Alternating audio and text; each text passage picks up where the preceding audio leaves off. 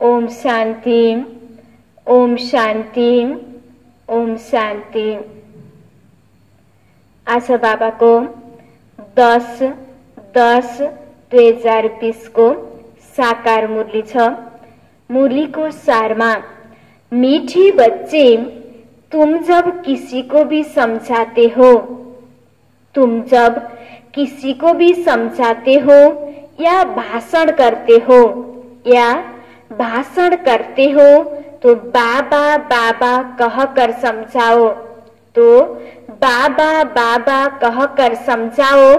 बाप की महिमा करो, बाप की महिमा करो, तब तीर लगेगा, तब तीर लगेगा। आज बाबाले मुरलीको सारमा भन्नुभएको छ कि तिमीले जब परमात्माको परिचय कसलाई पनि दिन्छौ भने बाबाले भन्नुभयो बाबा भनेर परमात्मालाई के गर, सम्बोधन गर। कि परमात्मासँग हाम्रो के सम्बन्ध छ, परमात्माले अहिले आएर के कर्तव्य गर्नुभएको छ, स्पष्ट परिचय परमात्माको देऊ त बल्ल मनुष्य आत्माहरूलाई तीर लाग्छ। प्रश्नमा बाबा भारतवासी बच्चों से, बाबा भारतवासी बच्चों से विशेष कौन से प्रश्न पूछते हैं? बाबा भारतवासी बच्चों से विशेष कौन से प्रश्न पूछते हैं? बाबाले आज प्रश्न सोध्नुभयो छ। बाबाले विशेष गरेर यो विश्वको मनुष्य आत्माहरूलाई विशेष कुन कुराको प्रश्न सोध्नुहुन्छ?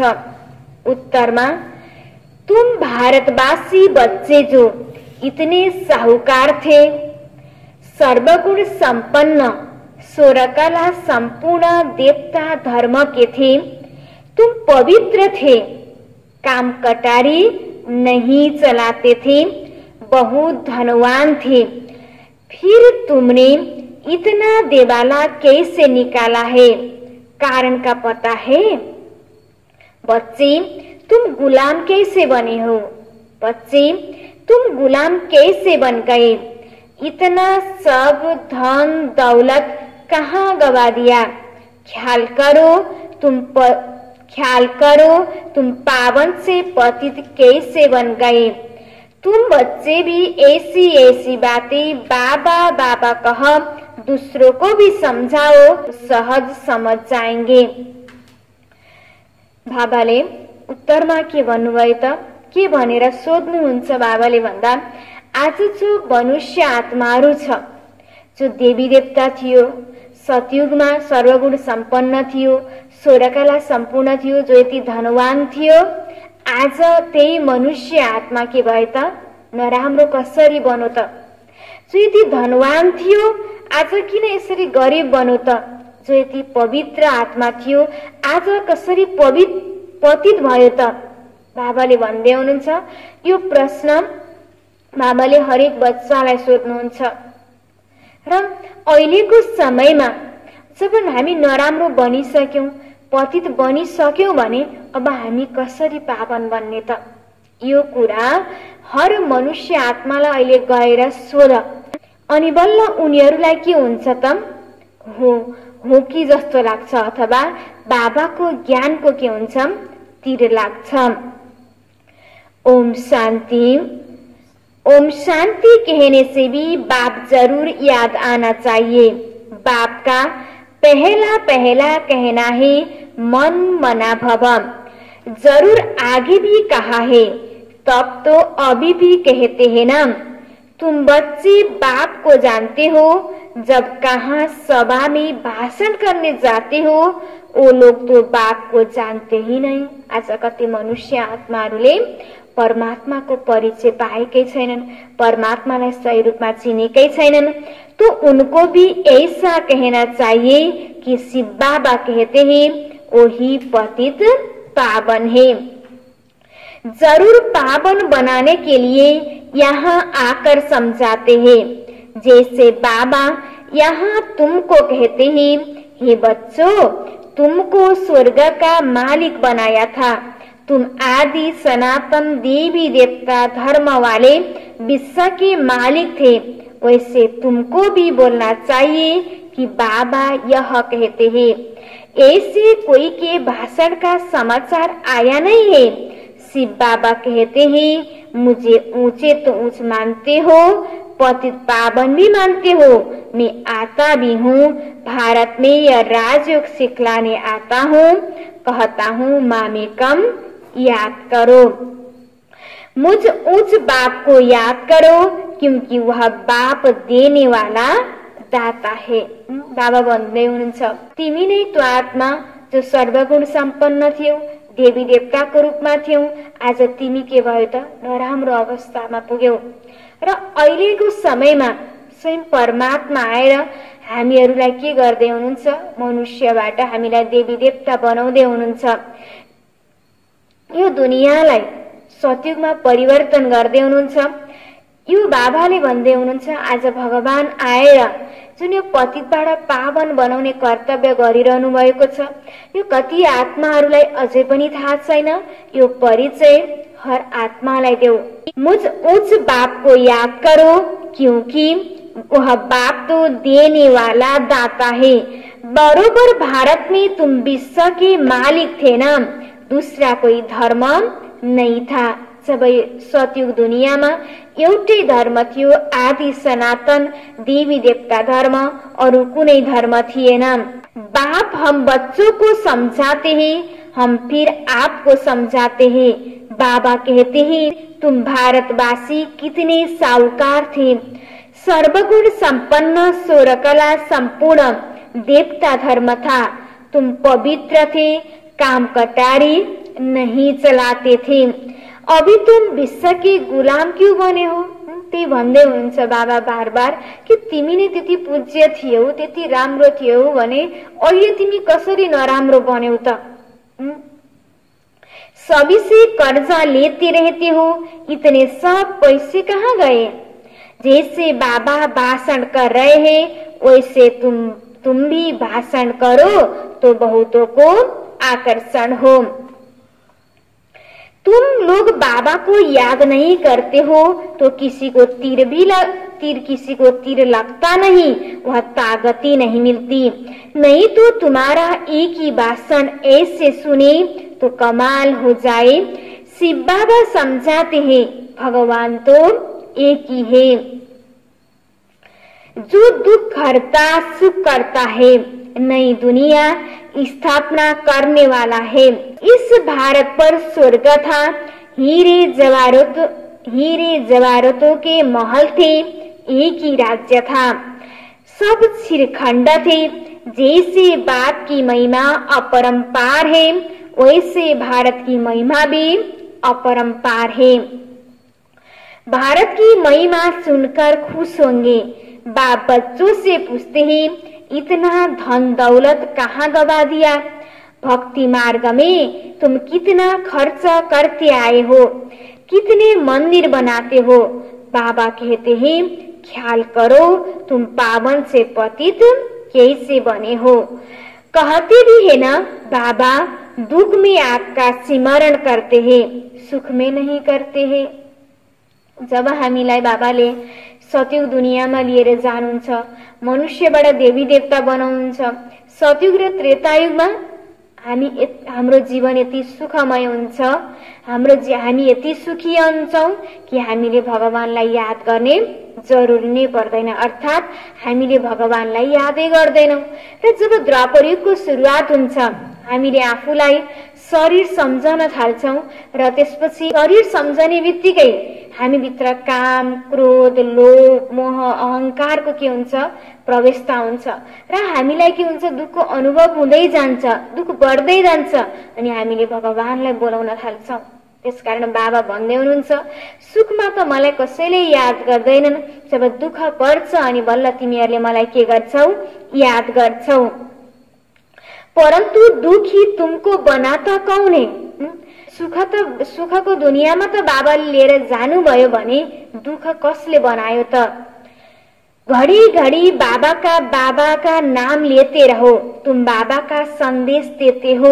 बाबा कहते हैं हमने तो स्वर्ग शिवालय स्थापना किया, स्वर्ग में इन लक्ष्मी नारायण का राज्य था ना, तुम यह भी भूल गए हो। तुमको यह भी पता नहीं है कि राधे कृष्ण ही स्वयंवर के बाद लक्ष्मी नारायण बनते हैं।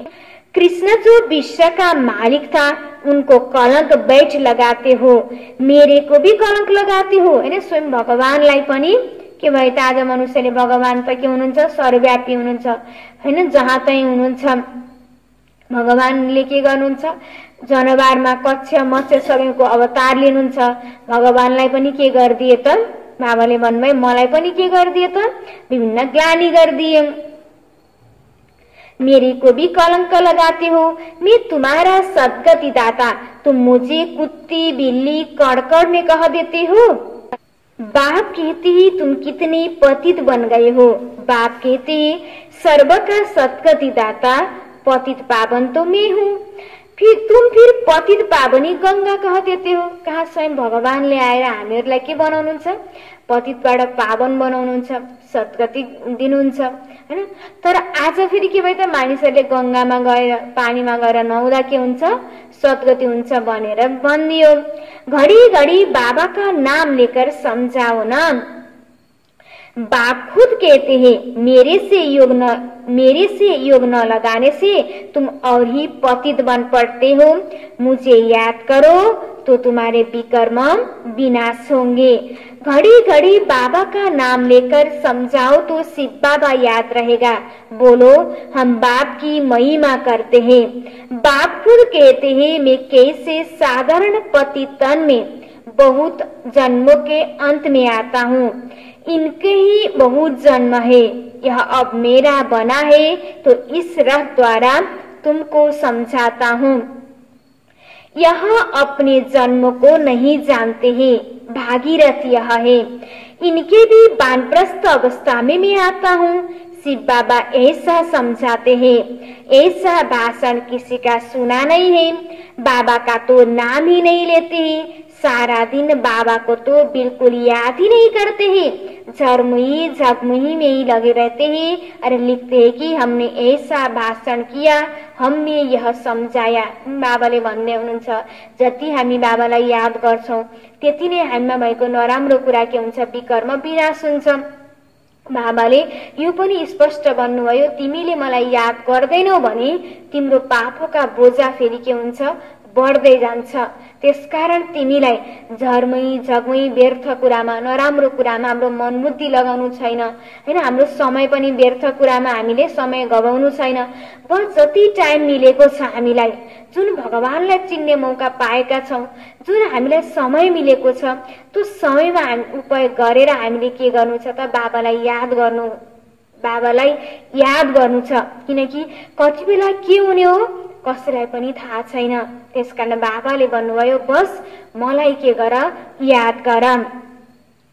बाबा समझाते हैं कि अभी तो तुम चिटिया हो, मकोड़े भी नहीं बने हो। और अहंकार कितना रहता है हैन। जुन रूपमा याद गर्नु पर्ने हो, जुन रूपमा ज्ञानलाई हैन धारणा गर्नु पर्ने हो त्यति गरेको छैनौ। त्यही पनि कति बच्चाहरुमा बाबाले के भन्नुभयो, अहंकार रहता है। समझते नहीं कि शिव बाबा ब्रह्मा द्वारा कहते हैं, शिव बाबा को तुम भूल जाते हो, ब्रह्मा पर झट बिगड़ते हैं। बाबा कहते हैं तुम मुझे ही याद करो, तुम्हारा काम है मेरे से।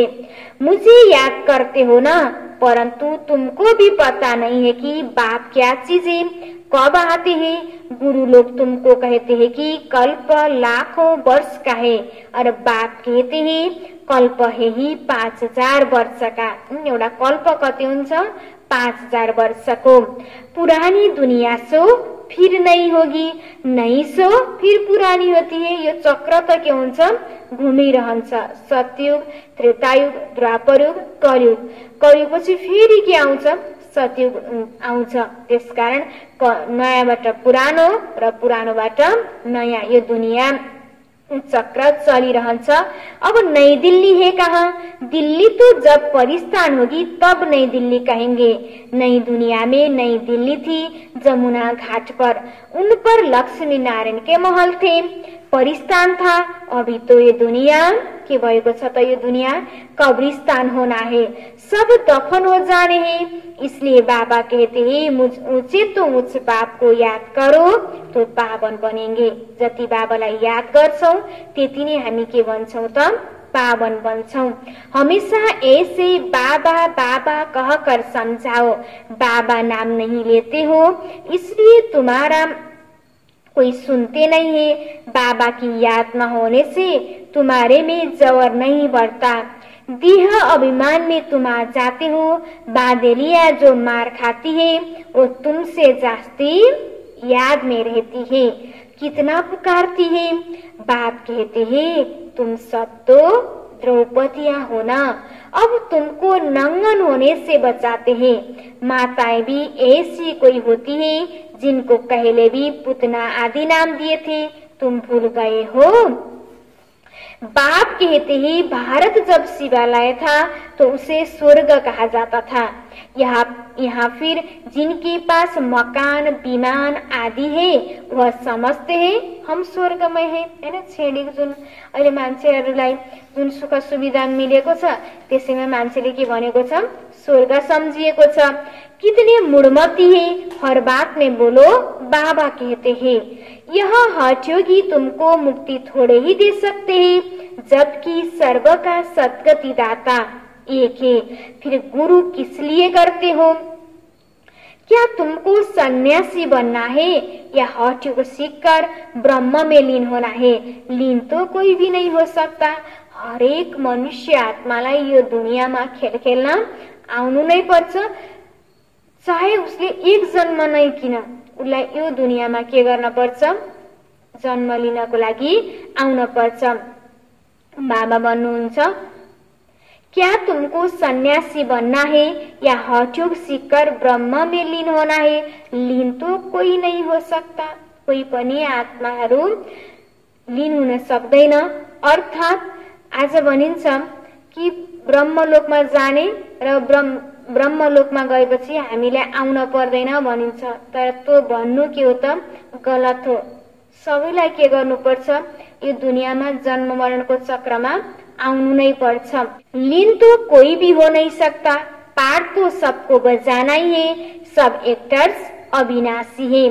यह अनादि अविनाशी ड्रामा है। मोक्ष किसी को मिल कैसे सकता है? बाप कहते हैं मैं इन साधुओं को भी उद्धार करने आता हूँ। फिर पतित पावनी गंगा कैसे हो सकती है? पति गंगाले होइन कि सद्गति गर्ने वाला स्वयं परमपिता परमात्मा हुनुहुन्छ। पतित पावन तुम मुझे कहते हो ना, तुम्हारा मेरे से योग टूटने से यह हाल हुआ है। अब फिर मेरे से योग लगाओ तो विकर्म विनाश होंगे। मुक्तिधाम में पवित्र आत्माएं रहती है। अभी तो सारी दुनिया पतित है। पावन दुनिया का तुमको मालूम ही नहीं है। तुम सब पुजारी हो, पूज्य एक भी नहीं। तुम बाबा का नाम लेकर सबको सुजाग कर सकते हो। बाप जो विश्व का मालिक बनाते हैं उनको तुम ग्लानि बैठ करते हो। श्री कृष्ण छोटा बच्चा सर्वगुण संपन्न, वह ऐसा धंधा कैसे बैठ करेगा? और कृष्ण सबका फादर हो कैसे सकता? भगवान तो एक होता है ना। जब तक मेरी श्रीमत पर नहीं चलेंगे तो कट कैसे उतरेगी? हामी भित्र भएको नराम्रो कुराहरूलाई निकाल्नको लागि हामीलाई के गर्नु छ? बाबाको श्रीमतमा चल्नु छ, बाबालाई याद गर्नु छ। बाबाले जुन ज्ञान दिनुभएको छ त्यसको ज्ञान, त्यो ज्ञानलाई जीवनमा के गर्नु छ? धारणा गर्नु छ। तुम सबकी पूजा करते रहते हो तो क्या हालत हो गई है? इसलिए फिर मुझे आना पड़ता है। बाबालाई किन यो दुनियाँमा आउनु पर्यो त? बाबाले भन्नुभयो कि तिमीले के गर्दै आयौ त? पूजा गर्दै आयौ। गुणको आधारमा हामीले देवी देवतालाई पूजा गर्दै आयौ। त्यो गुणलाई हामीले जीवनमा के गरेनौं? अपनाएनौं।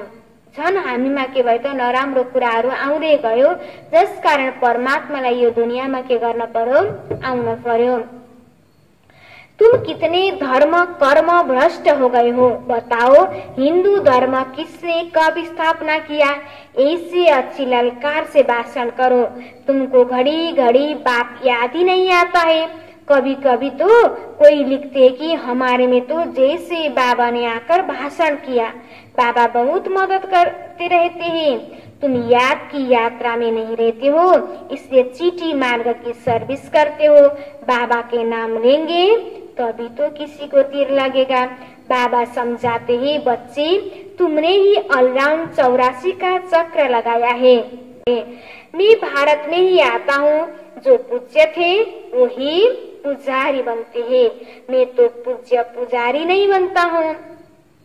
बाबा कहते हैं यह तो धुन लगा देनी चाहिए। बाबाले आज बार बार यही भन्नुभएको छ। हर पल तिम्रो मुखमा के शब्द हुनु छ त? बाबा।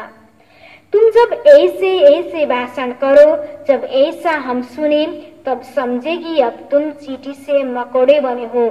बाप कहते हैं मैं तुमको पढ़ाता हूँ, तुम सिर्फ मामे कम याद करो। इस रथ द्वारा तुमको सिर्फ कहता हूँ कि मुझे याद करो। रथ को थोड़े ही याद करना है।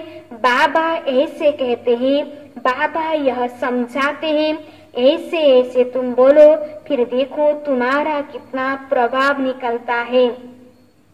बाप कहते हैं देह सहित सभी संबंधों से बुद्धि का योग तोड़ो। अपनी देह भी छोड़ी तो बाकी रही आत्मा। अपने को आत्मा समझ मुझ बाप को याद करो। कहीं कहते हैं अहम ब्रह्म, माया के हम मालिक है। बाप कहते हैं तुम यह भी नहीं जानते कि माया किसको कहा जाता है और संपत्ति किसको कहा जाता है। तुम धन को माया कह देते हो। ऐसे ऐसे तुम समझा सकते हो। बहुत अच्छे अच्छे बच्चे मुरली भी नहीं पढ़ते, बाप को याद नहीं करते तो तीर भी नहीं लगता। बाप को याद नहीं करते तो तीर नहीं लगता, क्योंकि याद का बल ही नहीं मिलता। बल मिलता ही याद से, जिसे योग बल से तुम विश्व के मालिक बनते हो। बच्चे हर बात में बाबा का नाम लेते रहो तो कभी कोई कुछ कह न सके। सर्व का भगवान बाप तो एक ही या सभी भगवान है। कहते ही हम फलाने सन्यासी के फॉलोअर्स से। अब वह सन्यासी और तुम गृहस्थी तो तुम फॉलोअर्स कैसे ठहरे? गाते भी है झूठी माया झूठी काया झूठा सब संसार, सच्चा तो एक बाप है। वह जब तक न आए तो हम सच्चे भी नहीं बन सकते हैं। मुक्ति जीवन मुक्ति दाता तो एक ही बाप है। बाकी कोई भी मुक्ति थोड़े ही देते हैं जो हम उनके बने। बाबा कहते हैं यह भी ड्रामा में था। अब सावधान हो, आंखें खोलो। बाबा ऐसे कहते हैं, यह कहने से तुम छूट जाएंगे। तुम्हारे ऊपर कोई बकवास नहीं करेंगे। त्रिमूर्ति शिव बाबा कहना है, सिर्फ शिव नहीं। त्रिमूर्ति को किसने रचा? ब्रह्मा द्वारा स्थापना कौन कराते हैं? क्या ब्रह्मा क्रिएटर है? ऐसे ऐसे नशे से बोलो तब काम कर सकते हो, नहीं तो देह अभिमान में बैठ भाषण करते हैं। बाप समझाते हैं यह अनेक धर्मों का कल्प वृक्ष है। पहले पहले देवी देवता धर्म, अब वह देवता धर्म कहाँ गया? लाखों वर्ष कह देते हैं, यह तो 5000 वर्ष की बात है। यो कल्प लाखों वर्षों को छैन, सिर्फ कति छ? 5000 वर्ष को छ। तुम मंदिर भी उन्हों को बनाते रहते हो। दिखाते हैं पांडवों और कौरवों की लड़ाई लगी, पांडव पहाड़ों पर गल मरे, फिर क्या हुआ?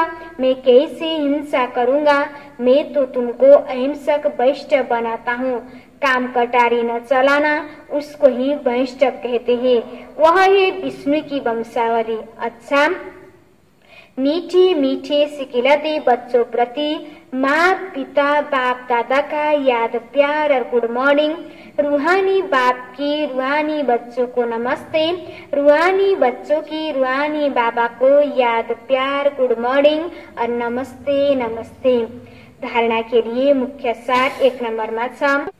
सर्विस में सफलता प्राप्त करने के लिए सर्विस में सफलता प्राप्त करने के लिए अहंकार को छोड़ हर बात में बाबा का नाम लेना है। सबसे पहिला सफलता प्राप्त गर्नको लागि के छोड्नु छ त? अहंकारलाई छोड्नु छ। याद में रहकर सेवा करनी है। बाबा को ज्ञान दिँदा, बाबा को कुनै पनि कुराहरूलाई हामीले जब सम्झाउँछौँ भने बाबा को यादमा रहेर के गर्नु छ त? सम्झाउनु छ। झरमुई जगमुई में अपना टाइम वेस्ट नहीं करना है। जुन समय मिलेको छ हाम्रो लागि अब थोरै समय छ, यो थोरै समयमा हामीले धेरै कमाई गर्नु छ। हाम्रो लागि एक एक सेकेन्ड पनि के छ त? महत्त्वपूर्ण छ। त्यसकारण हामीले सानोतिनो कुरामा, व्यर्थ कुरामा टाइम वेस्ट गर्नु छैन। यो समयलाई के गर्नु छ? बाबाको यादद्वारा, ज्ञानद्वारा के गर्नु छ? सफल गर्नु छ। 2 नम्बरमा सच्चा सच्चा वैष्णव बनना है, कोई भी हिंसा नहीं करनी है, देह सहित सभी संबंधों से बुद्धि योग तोड़ देना है।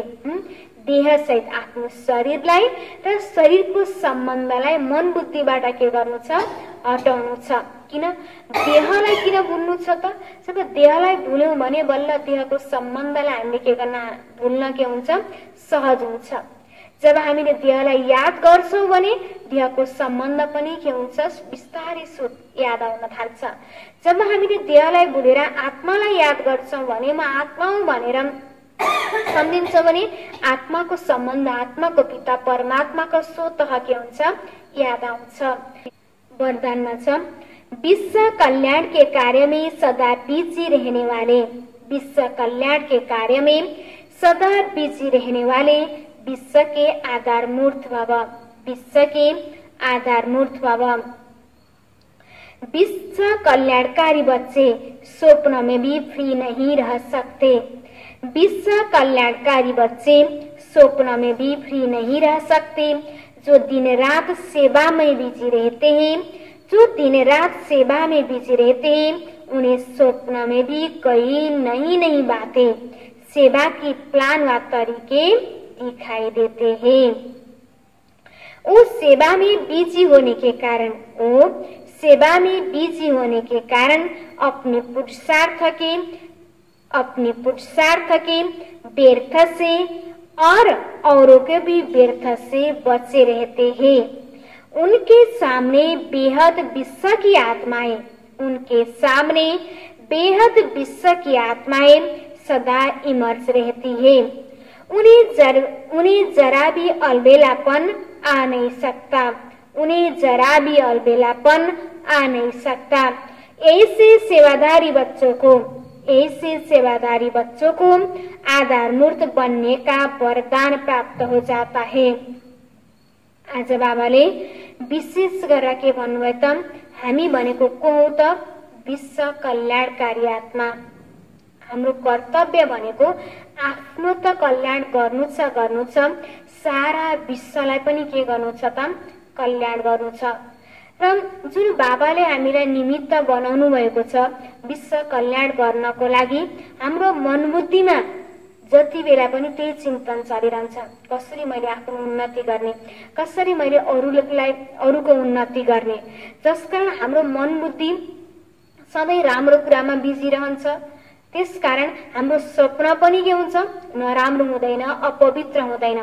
हामीलाई कुनै पनि कुरामा हामीले व्यर्थ टाइम नै गवाउँदैनौँ, हाम्रो अलबेला पनि हुँदैन। किन हामीलाई मन बुद्धिमा सधैँ कसरी बाबाको सेवा गर्ने, कसरी बाबाको कार्यलाई अगाडि बढाउने, कसरी आफ्नो पुरुषार्थ गर्ने भन्ने कुरामा नै हाम्रो मन बुद्धि चल्छ।